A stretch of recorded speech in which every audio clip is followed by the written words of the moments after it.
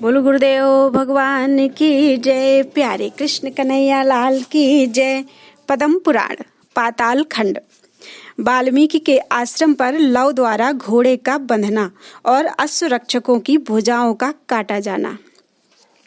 शेष जी कहते हैं, एक दिन प्रातःकाल वह अश्व गंगा के किनारे वाल्मीकि के श्रेष्ठ आश्रम पर जा पहुंचा, जहां अनेकों ऋषि मुनि निवास करते थे और अग्निहोत्र का धुआं उठ रहा था। जानकी जी के पुत्र लव अन्य मुनि कुमारों के साथ प्रातःकालीन हवन कर्म करने के उद्देश्य से उसके योग्य समिधाएं लाने के लिए वन में गए थे। वहां सुवर्ण पत्र से चिन्हित उस यज्ञ संबंधी अश्व को उन्होंने देखा, जो कुमकुम, अगुर और कस्तूरी की दिव्य गंध से सुवासित था। उसे देखकर उसके मन में कौतूहल पैदा हुआ और वे मुनि कुमारों से बोले, यह मन के समान शीघ्रगामी अश्व किसका है, जो दैवात मेरे आश्रम पर आ पहुंचा? तुम सब लोग मेरे साथ चलकर इसे देखो, डरना नहीं। यह कहकर लव तुरंत ही घोड़े के समीप गए। रघुकुल में उत्पन्न कुमार लव कंधे पर धनुष बाण धारण किए उस घोड़े के समीप ऐसे सुशोभित हुए मानो दुर्जय वीर जयंत दिखाई दे रहा हो। घोड़े के ललाट में जो पत्र बंधा था उसमें सुस्पष्ट वर्णमालाओं में द्वारा कुछ पंक्तियां लिखी थी, जिनसे उसकी बड़ी शोभा हो रही थी। लव ने पहुंचकर मुनिपुत्रों के साथ वह पत्र पढ़ा।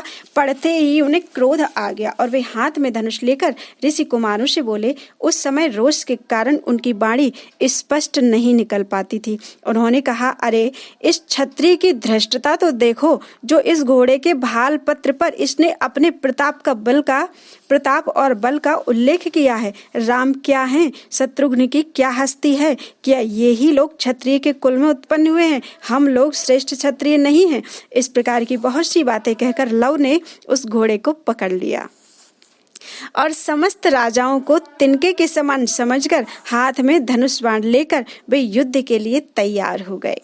मुनिपुत्रों ने देखा कि लव घोड़े का अपहरण करना चाहते हैं, तो वे उनसे बोले, कुमार, हम तुम्हें हित की बात बता रहे हैं, सुनो। अयोध्या के राजा श्री राम बड़े बलवान और पराक्रमी हैं। अपने बल का घमंड रखने वाले इंद्र भी उनका घोड़ा छू नहीं सकते, फिर दूसरे की तो बात ही क्या है। अतः तुम इस अश्व को ना पकड़ो।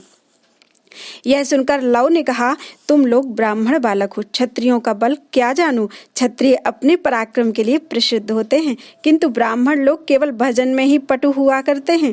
इसलिए तुम लोग घर जाकर माता का परोसा हुआ पकवान उड़ाओ। लव के ऐसा कहने पर मुनि कुमार चुप हो रहे और उनका पराक्रम देखने के लिए दूर जाकर खड़े हो गए।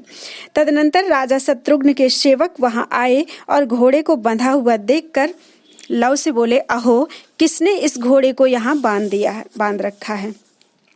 किसके ऊपर यमराज कुपित हुए हैं? लव ने तुरंत उत्तर दिया, मैंने इस उत्तम अश्व को बांध रखा है। जो इसे छुड़ाने आएगा उसके ऊपर मेरे बड़े भाई कुश शीघ्र ही क्रोध करेंगे। यमराज भी आ जाएं तो क्या कर लेंगे? हमारे बाणों की बौछार से संतुष्ट होकर स्वयं ही माथा टेक देंगे और तुरंत अपनी राह लेंगे। लव की बात सुनकर सेवकों ने आपस में कहा, बेचारा बालक है यह, इसकी बात पर ध्यान नहीं देना चाहिए। तत्पश्चात वे बंधे हुए घोड़े को खोलने के लिए आगे बढ़े। यह देखकर लव ने दोनों हाथों में धनुष धारण करके शत्रुघ्न के सेवकों पर छुरप्रों का प्रहार किया। इससे उनकी भुजाएं कट गईं और वे शोक से व्याकुल होकर शत्रुघ्न के पास गए। पूछने पर सबने लव के द्वारा अपनी बाहें काटी जाने का समाचार कह सुनाया। बोलो वृंदावन बिहारी लाल की जय। गुप्तचरों से अपवाद की बात सुनकर श्री राम का भरत के प्रति सीता को वन में छोड़ आने का आदेश और भरत की मूर्छा। बादशाह जी बोले, भगवान, पहले आप बता चुके हैं कि श्री रामचंद्र जी ने एक धोबी के निंदा करने पर सीता को अकेली वन में छोड़ दिया। फिर कहाँ उनके पुत्र हुए, कहाँ उन्हें धनुष धारण की क्षमता प्राप्त हुई तथा कहाँ उन्होंने अष्टविद्या की शिक्षा पाई, जिससे वे श्री रामचंद्र जी के अश्व का अपहरण कर सके।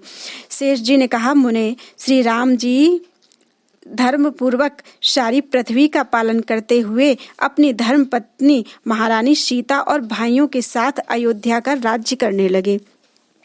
इसी बीच में सीता जी ने गर्भ धारण किया। धीरे धीरे 5 महीने व्यतीत हो गए।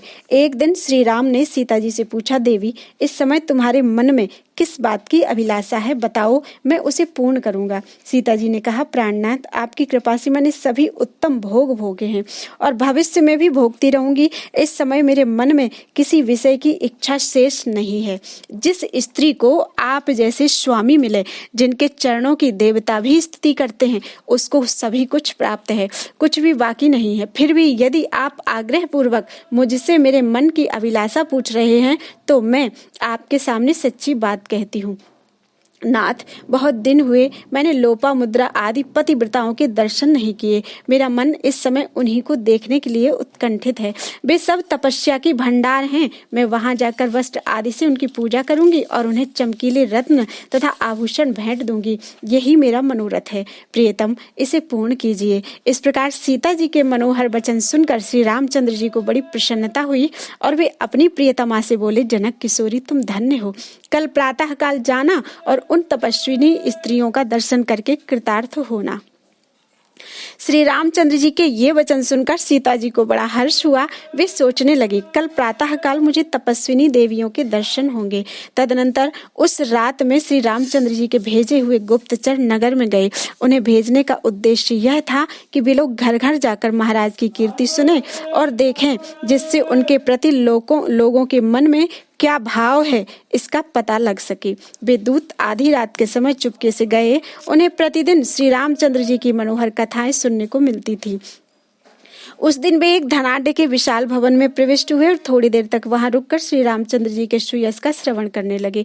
वहां सुंदर नेत्रों वाली कोई युवती बड़े हर्ष में भरकर अपने नन्हे से शिशु को दूध पिला रही थी। उसने बालक को लक्ष्य करके बड़ी मनोहर बात कही, बेटा, तू जी भरकर मेरा दूध पी ले, मेरा मीठा दूध पी ले। पीछे यह तेरे लिए दुर्लभ हो जाएगा। नील कमल दल के समान श्याम वर्ण वाले श्री रामचंद्र जी इस अयोध्यापुरी के स्वामी हैं। उनके नगर में निवास करने वाले लोगों का फिर इस संसार में जन्म नहीं होगा। जन्म ना होने पर यहाँ दूध पीने का अवसर कैसे मिलेगा? इसलिए मेरे लाल, तू इस दुर्लभ दूध का बारंबार पान कर ले। जो लोग श्री राम का भजन, ध्यान और कीर्तन करेंगे, उन्हें भी कभी माता का दूध सुलभ नहीं होगा। इस तरह श्री रामचंद्र जी के यश रूपी अमृत से भरे हुए वचन सुनकर वे गुप्तचर बहुत प्रसन्न हुए और दूसरे किसी भाग्यशाली पुरुष के घर में गए। वे पृथक पृथक विभिन्न घरों में जाकर श्री राम के यश का श्रवण करते थे। एक घर की बात है, एक गुप्तचर श्री रघुनाथ जी का यश सुनने की इच्छा से वहां आया और क्षण भर रुका रहा। उस घर की एक सुंदरी नारी, जिसके नेत्र बड़े मनोहर थे, पलंग पर बैठे हुए कामदेव के समान सुंदर, अपने पति की ओर देखकर बोली, नाथ, आप मुझे ऐसे लगते हैं मानो साक्षात श्री रघुनाथ जी हों। प्रियतमा के ये मनोहर वचन सुनकर उसके पति ने कहा, प्रिय, मेरी बात सुनो। तुम साध्वी हो, अतः तुमने जो कुछ कहा है वह मन को बहुत ही प्रिय लगने वाला है। पतिव्रताओं के योग्य ही यह बात है। सती नारी के लिए उसका पति ही श्री रघुनाथ जी का ही स्वरूप है। परंतु कहाँ मेरे जैसा मंद भाग्य और कहाँ महाभाग्यशाली श्री राम, कहाँ कीड़े की सी हस्ती रखने वाला मैं एक तुच्छ जीव, और कहाँ ब्रह्मादि देवताओं से भी पूजित परमात्मा श्री राम, कहाँ जुगनू और कहाँ सूर्य, कहाँ पामर पतिंगा और कहाँ गरुण, कहाँ बुरे रास्ते से बहने वाला गलियों का गंदला पानी और कहाँ भगवती भागीरथी का पावन जल। इसी प्रकार कहाँ मैं और कहाँ भगवान श्री राम, जिनके चरणों की धूलि पड़ने से शिलामयी अहिल्या क्षण भर में भुवन मोहन सौंदर्य से युक्त युवती बन गई।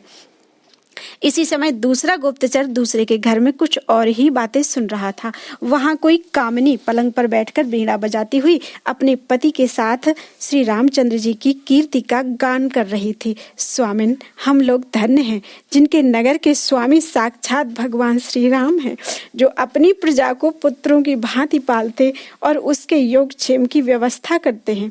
उन्होंने बड़े बड़े दुष्कर कर्म किए हैं जो दूसरों के लिए असाध्य हैं। उदाहरण के लिए उन्होंने समुद्र को वश में किया और उस पर पुल बांधा, फिर वानरों से लंकापुरी का विध्वंस कराया और अपने शत्रु रावण को मारकर वे जानकी जी को यहाँ ले आए। इस प्रकार श्री राम ने महापुरुषों के आचार का पालन किया है।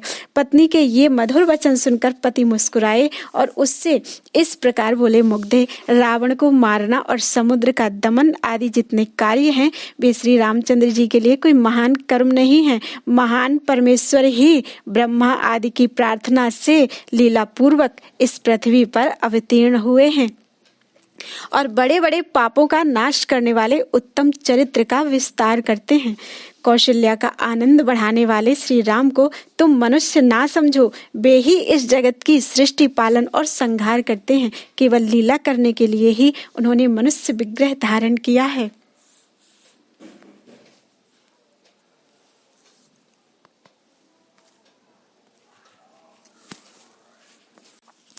हम लोग धन्य हैं जो प्रतिदिन श्री राम के मुख कमल का दर्शन करते हैं, जो ब्रह्मादि देवताओं के लिए भी दुर्लभ है। हमें यह सौभाग्य प्राप्त है, इसलिए हम बड़े पुण्यात्मा हैं। गुप्तचर ने दरवाजे पर खड़े होकर इस प्रकार की बहुत सी बातें सुनी।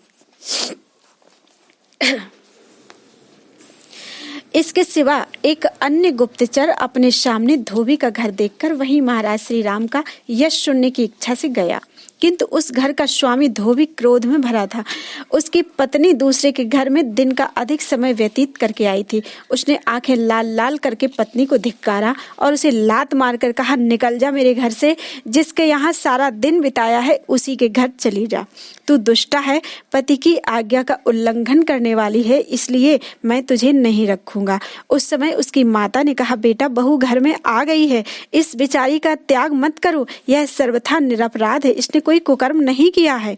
धोबी क्रोध में तो था ही, उसने माता को जवाब दिया, मैं राम जैसा नहीं हूँ जो दूसरे के घर में रही हुई प्यारी पत्नी को फिर से ग्रहण कर लूं। वे राजा हैं, जो कुछ भी करेंगे सब न्याय युक्त ही माना जाएगा। मैं तो दूसरे के घर में निवास करने वाली भारिया को कदापि ग्रहण नहीं कर सकता।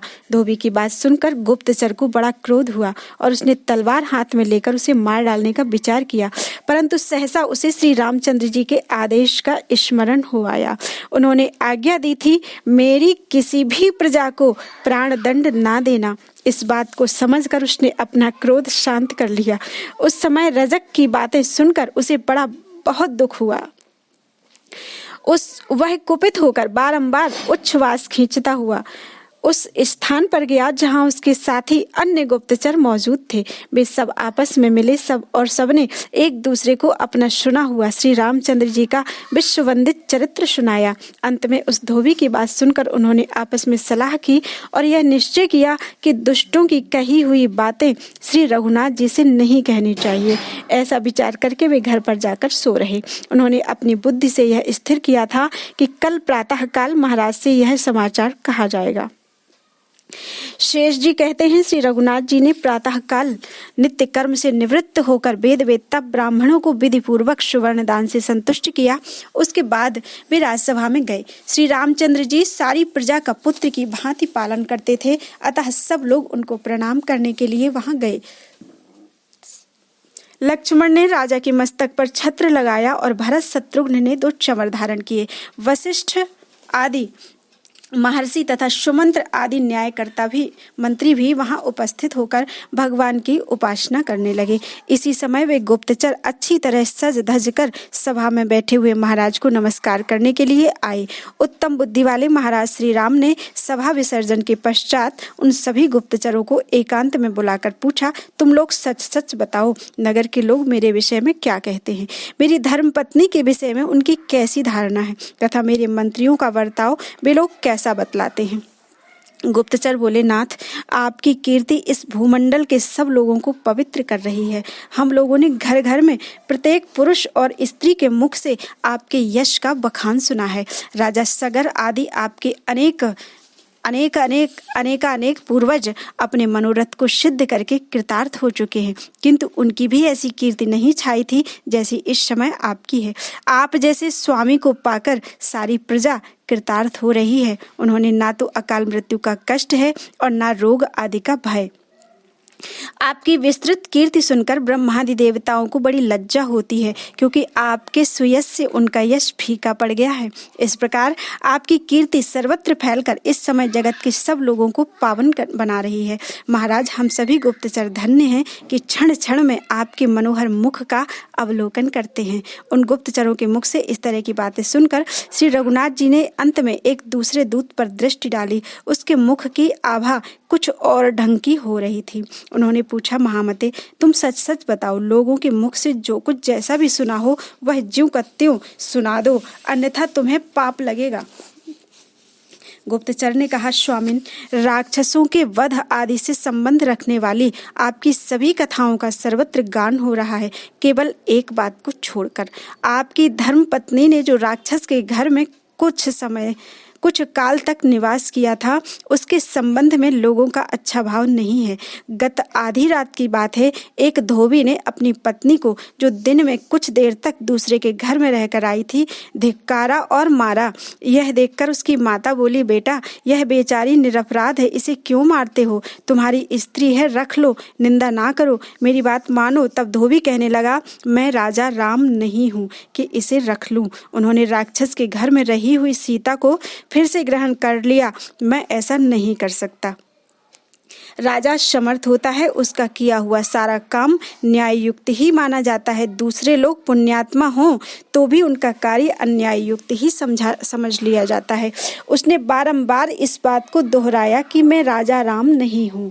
उस समय मुझे बड़ा क्रोध हुआ, किंतु सहसा आपका आदेश स्मरण हो आया, इसलिए मैं उसे दंड नहीं दे सका। अब यदि आप आज्ञा दे तो मैं उसे मार गिराऊं। यह बात ना कहने योग्य और न्याय के विपरीत थी, तो भी मैंने आपके आग्रह से कह डाली। आप इस विषय में महाराज ही निर्णायक हैं। जो उचित कर्तव्य हो उसका विचार करें। गुप्तचर का यह वाक्य, जिसका एक एक अक्षर महाभयानक वज्र के समान मर्म पर आघात करने वाला था, सुनकर श्री रामचंद्र जी बारंबार उच्छ्वास खींचते हुए उन सब दूतों से बोले, अब तुम लोग जाओ और भरत को मेरे पास भेज दो। वे दूत दुखी होकर तुरंत ही भरत जी के भवन में गए और वहां उन्होंने श्री रामचंद्र जी का संदेश कह सुनाया।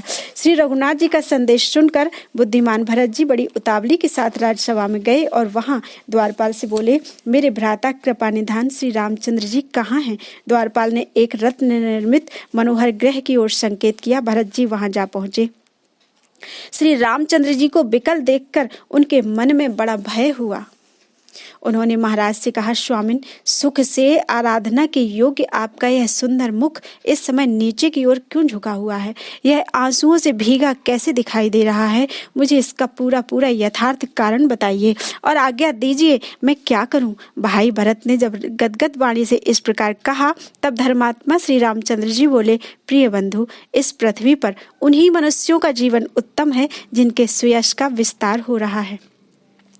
अब कीर्ति के मारे मनुष्यों का जीवन तो मरे हुए के समान है। आज संपूर्ण संसार में विस्तृत मेरी कीर्तिमयी गंगा कलुषित हो गई। इस नगर में रहने वाले एक धोबी ने आज जानकी जी के संबंध को लेकर कुछ निंदा की बात कह डाली है। इसलिए भाई बताओ, अब मैं क्या करूं? क्या आज अपने शरीर को त्याग दूं या अपनी धर्म पत्नी जानकी जी का ही परित्याग कर दूं? दोनों के लिए मुझे क्या करना चाहिए? इस बात को ठीक ठीक बताओ।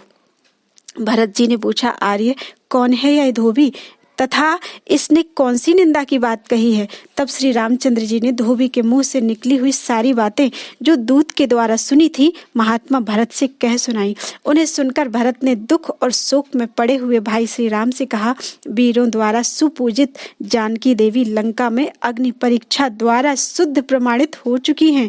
ब्रह्मा जी ने भी इन्हें शुद्ध बतलाया है तथा पूज्य पिता स्वर्गीय महाराज दशरथ ने भी इस बात का समर्थन किया है। यह सब होते हुए भी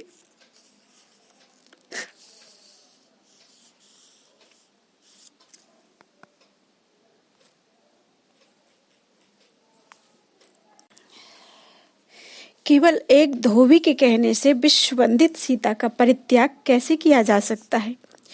ब्रह्मादि देवताओं ने भी आपकी कीर्ति का गान किया है। वह इस समय सारे जगत को पवित्र कर रही है। ऐसी पावन कीर्ति आज केवल एक धोबी के कहने से कलुषित या कलंकित कैसे हो जाएगी? भला आप अपने इस कल्याणमय विग्रह का परित्याग क्यों करना चाहते हैं? आप ही हमारे दुखों को दूर करने वाले हैं। आपके बिना तो हम सब लोग आज ही मर जाएंगे। महान अभ्युदय से शोभा पाने वाली सीता जी तो आपके बिना क्षण भर भी जीवित नहीं रह सकती। इसलिए मेरा अनुरोध तो यही है कि आप पतिव्रता श्री सीता जी के साथ रहकर इस विशाल राज्य लक्ष्मी की रक्षा कीजिए। भरत के ये वचन सुनकर वक्ताओं में श्रेष्ठ परम धार्मिक श्री रघुनाथ जी इस प्रकार बोले, भाई यह जो तुम कह रहे हो वह धर्म सम्मत और युक्त है, परंतु इस समय मैं जो बात कह रहा हूँ उसी को मेरी आज्ञा मानकर करो। मैं जानता हूँ मेरी सीता अग्नि द्वारा शुद्ध पवित्र और लोक पूजित है, तथापि मैं लोक अपवाद के कारण आज उसका परित्याग करता हूँ। इसलिए तुम जनक किशोरी को वन में ले जाकर छोड़ाओ। श्री राम का यह आदेश सुनते ही भरत जी मूर्छित होकर पृथ्वी पर गिर पड़े। बोलो वृंदावन बिहारी लाल की जय। सीता का अपवाद करने वाले धोबी के पूर्व जन्म का वृत्तांत।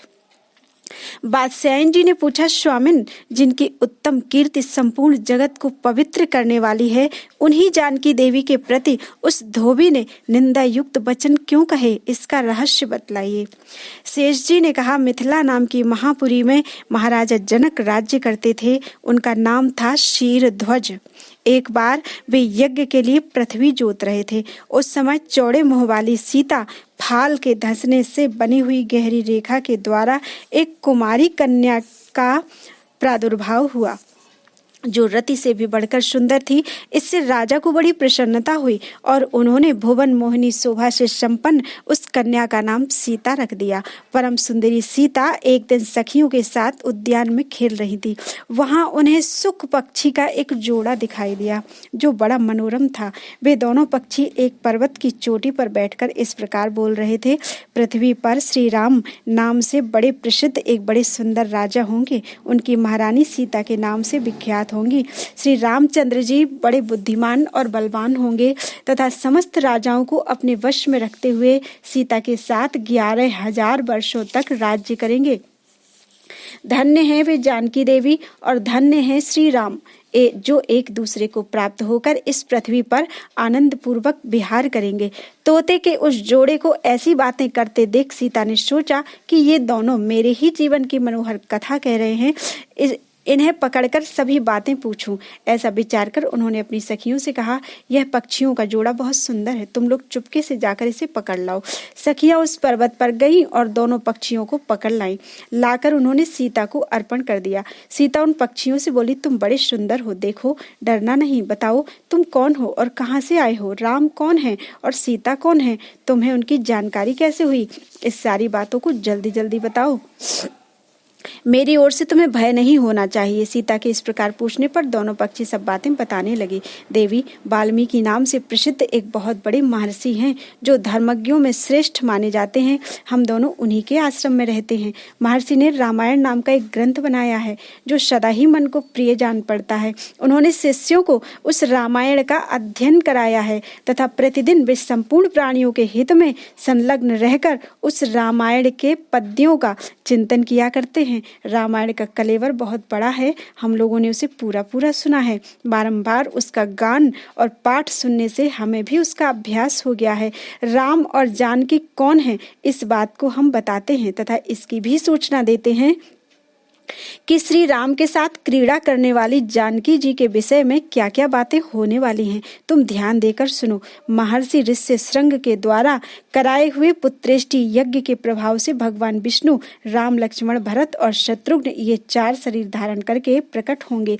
देवांगनाएं भी उनकी उत्तम कथा का गान करेंगी। श्रीमान राम महर्षि विश्वामित्र के साथ भाई लक्ष्मण सहित हाथ में धनुष लिए मिथिला पधारेंगे। उस समय वहां एक ऐसे धनुष को जिसका धारण करना दूसरों के लिए कठिन है, देखकर वे उसे तोड़ डालेंगे और अत्यंत मनोहर रूप वाली जनक किशोरी सीता को अपनी धर्मपत्नी के रूप में ग्रहण करेंगे। फिर उन्हीं के साथ श्री रामचंद्र जी अपने विशाल साम्राज्य का पालन करेंगे। ये तथा और भी बहुत सी बातें वहां रहते समय हमारे सुनने में आई हैं। सुंदरी, हमने तुम्हें सब कुछ बता दिया, अब हम जाना चाहते हैं, हमें छोड़ दो। कानों को अत्यंत मधुर प्रतीत होने वाली पक्षियों की ये बातें सुनकर सीता ने उन्हें मन में धारण किया और पुनः उन दोनों से इस प्रकार पूछा, राम कहाँ होंगे, किसके पुत्र हैं और कैसे वे दूल्हा वेश में आकर जानकी जी को ग्रहण करेंगे तथा मनुष्य अवतार में उनका श्री विग्रह कैसा होगा। उनके प्रश्न सुनकर सुखी मन ही मन जान गई कि ये ही सीता हैं। उन्हें पहचानकर वह सामने आकर उनके चरणों पर गिर पड़ी और बोली, श्री रामचंद्र जी का मुख कमल की कली के समान सुंदर होगा, नेत्र बड़े बड़े तथा खिले हुए पंकज की शोभा को धारण करने वाले होंगे, नासिका ऊंची पतली और मनोहारिणी होगी, दोनों भौहें सुंदर ढंग से परस्पर मिली होने के कारण मनोहर प्रतीत होंगी, भुजाएं घुटनों तक लटकी हुई एवं मन को लुभाने वाली होंगी, गला शंख के समान सुशोभित और छोटा होगा, वक्षस्थल उत्तम चौड़ा और शोभा संपन्न होगा, उसमें श्रीवत्स का चिन्ह होगा, सुंदर जांघों और कटिभाग की शोभा से युक्त उन दोनों घुटने अत्यंत निर्मल होंगे, उनके दोनों घुटने अत्यंत निर्मल होंगे, जिनकी भक्त जन आराधना करेंगे। श्री रघुनाथ जी के चरणारविंद भी परम शोभा युक्त होंगे और समस्त भक्त जन उनकी सेवा में सदा संलग्न रहेंगे। श्री रामचंद्र जी ऐसा ही मनोहर रूप धारण करने वाले हैं, मैं उनका क्या वर्णन कर सकती हूँ। जिसके 100 मुख हैं वह भी उनके गुणों का बखान नहीं कर सकता। फिर हमारे जैसे पक्षी की क्या बिसात है। परम सुंदर रूप धारण करने वाली लावण्यमयी लक्ष्मी जी भी जिनकी झांकी करके मोहित हो गई, उन्हें देखकर पृथ्वी पर दूसरी कौन स्त्री है जो मोहित ना हो। उनका बल और पराक्रम महान है, वे अत्यंत मोहक रूप धारण करने वाले हैं। मैं श्री राम का कहाँ तक वर्णन करूं, वे सब प्रकार के ऐश्वर्यमय गुणों से युक्त हैं। परम मनोहर रूप धारण करने वाली वे जानकी देवी धन्य हैं।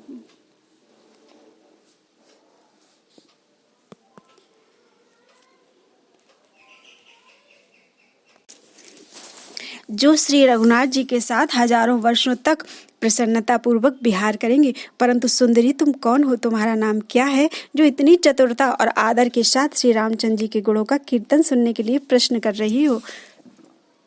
पक्षियों की ये बातें सुनकर जनक कुमारी सीता अपने जन्म की ललित एवं मनोहर चर्चा करती हुई बोली, जिसे तुम लोग जानकी कह रहे हो वह जनक की पुत्री मैं ही हूँ। मेरे मन को लुभाने वाले श्री राम जब यहाँ आकर मुझे स्वीकार करेंगे तभी मैं तुम दोनों को छोड़ूंगी, अन्यथा नहीं, क्योंकि तुमने अपने वचनों से मेरे मन में लोभ उत्पन्न कर दिया है। अब तुम इच्छा अनुसार खेल करते हुए मेरे घर में सुख से रहो और मीठे मीठे पदार्थ भोजन करो। यह सुनकर सुग्गी ने जानकी जी से कहा, साध्वी, हम वन के पक्षी हैं, पेड़ों पर रहते हैं और सर्वत्र विचरा करते हैं, हमें तुम्हारे घर में सुख नहीं मिलेगा। मैं गर्भिणी हूँ, अपने स्थान पर जाकर बच्चे पैदा करूंगी, उसके बाद फिर तुम्हारे यहाँ आ जाऊंगी। उसके ऐसा कहने पर सीता ने उसे नहीं छोड़ा। तब उसके पति ने विनीत वाणी में उत्कंठित होकर कहा, सीता, मेरी सुंदरी भार्या को छोड़ दो, इसे क्यों रख रही हो। शोभने, यह गर्भिणी है, सदा मेरे मन में बसी रहती है। जब यह बच्चों को जन्म दे लेगी तब इसे लेकर फिर तुम्हारे पास आ जाऊंगा। तोते के ऐसा कहने पर जानकी ने कहा, महामते, तुम आराम से जा सकते हो, मगर तुम्हारी यह भार्या मेरा प्रिय करने वाली है, मैं इसे अपने पास बड़े सुख से रखूंगी। यह सुनकर पक्षी दुखी हो गया। उसने करुणा युक्त वाणी में कहा, योगी लोग जो बात कहते हैं वह सत्य ही है, किसी से कुछ ना कहे, मौन होकर रहे, नहीं तो उन्मत्त प्राणी अपने वचन रूपी दोष के कारण ही बंधन में पड़ता है। यदि हम इस पर्वत के ऊपर बैठकर वार्तालाप ना करते होते तो हमारे लिए यह बंधन कैसे प्राप्त होता, इसलिए मौन ही रहना चाहिए। इतना कहकर पक्षी पुनः बोला, सुंदरी, मैं अपनी इस भार्या के बिना जीवित नहीं रह सकता, इसलिए इसे छोड़ दो। सीता, तुम बड़ी अच्छी हो, मेरी प्रार्थना मान लो। इस तरह नाना प्रकार की बातें कहकर उसने समझाया, किंतु सीता ने उसकी पत्नी को नहीं छोड़ा। तब उसकी भार्या ने क्रोध और दुख से आकुल होकर जानकी को शाप दिया, अरे, जिस प्रकार तू मुझे इस समय अपने पति से विलग कर रही है, वैसे ही तुझे स्वयं भी गर्भिणी की अवस्था में श्री राम से अलग होना पड़ेगा। यूं कहकर पति वियोग के शोक से उसके प्राण निकल गए। उसने श्री रामचंद्र जी का स्मरण तथा पुनः पुनः राम नाम का उच्चारण करते हुए प्राण त्याग किया था। इसलिए उसे ले जाने के लिए एक सुंदर विमान आया और वह यक्षिणी उस पर बैठकर भगवान के धाम को चली गई। भार्या की मृत्यु हो जाने पर पक्षी शोक से आतुर होकर बोला, मैं मनुष्यों से भरी हुई श्री राम की नगरी अयोध्या में जन्म लूंगा तथा मेरे ही वाक्य से उद्वेग में पड़कर इस पति के वियोग का भारी दुख उठाना पड़ेगा तुम्हें। सीता को इसे पति का वियोग का भारी दुख उठाना पड़ेगा। यह कहकर वह चला गया। क्रोध और सीता जी का अपमान करने के कारण उसका धोबी की योनि में जन्म हुआ। जो बड़े लोगों की बुराई करते हुए क्रोधपूर्वक अपने प्राणों का परित्याग करता है वह द्विजों में श्रेष्ठ ही क्यों ना हो, मरने के बाद नीच योनि में ही उत्पन्न होता है। यही बात उस तोते के लिए भी हुई। उस धोबी के कथन से ही सीता जी निंदित हुई और उन्हें पति से वियुक्त होना पड़ा। धोबी के रूप में उत्पन्न हुए उस तोते का शाप ही सीता के पति से बिछोह कराने में कारण हुआ और इसी से वे वन में गईं। विप्रवर विदेह नंदिनी सीता के संबंध में तुमने जो बात पूछी थी वह कह दी। अब फिर आगे का वृत्तांत कहता हूँ, सुनो। बोलो वृंदावन बिहारी लाल की जय।